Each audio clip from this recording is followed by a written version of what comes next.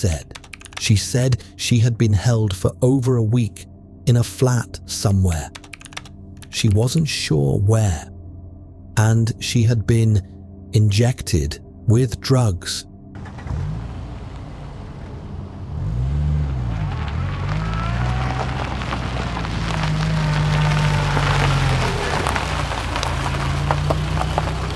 In the freezing dawn of December 14th, 1992, motorist Barry Sutcliffe witnessed the unimaginable.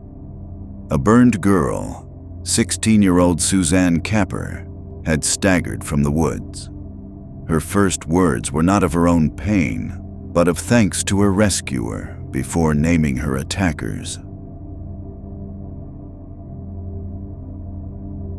Suzanne Capper was described by her family as a gentle and easily influenced girl. Her home life was unstable. She never knew her father, and after her mother and stepfather separated, she moved between homes.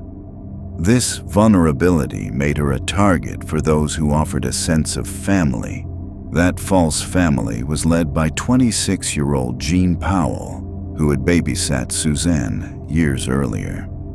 Powell's home was a known den for drug dealing and stolen goods.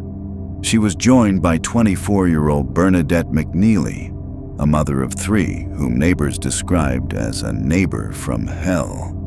Suzanne was drawn into their orbit, even giving her entire paycheck to Powell.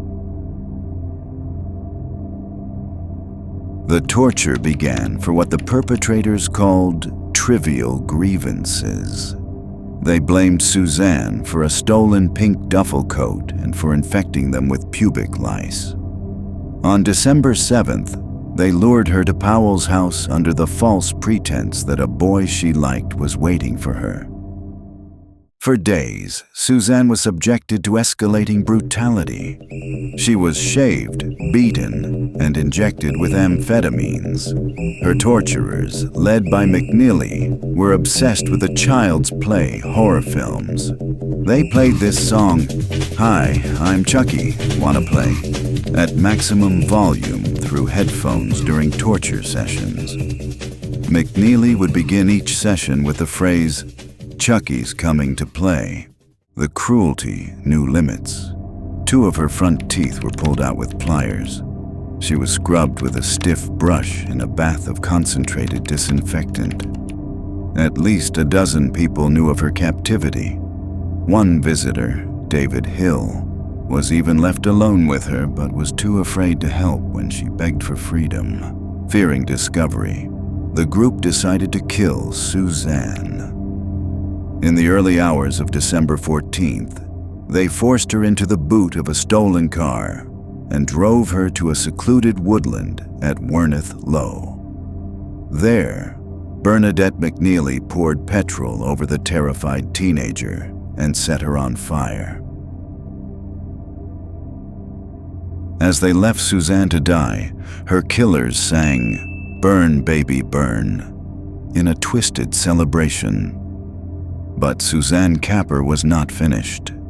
With 80% of her body burned, she somehow found the strength to climb an embankment and stagger to the road, where Barry Sutcliffe found her. She said she had been held for over a week. She had been injected with drugs, and that she had been brought up here and dumped. The 2 men then doused her in petrol and lit it. Suzanne survived for 4 days in the hospital. Before she died, she displayed incredible fortitude, naming every one of her attackers and ensuring they would be brought to justice. The subsequent trial revealed the full horror of her ordeal. John Powell, Bernadette McNeely, and Glyn Powell were convicted of murder and sentenced to life imprisonment. The judge called it an uniquely appalling crime. The case, however, was somewhat overshadowed in the media by the concurrent trial of James Bulger's killers. Suzanne Capper's story is a harrowing reminder of the vulnerability of those who simply seek to belong, and the shocking brutality that can fester in plain sight.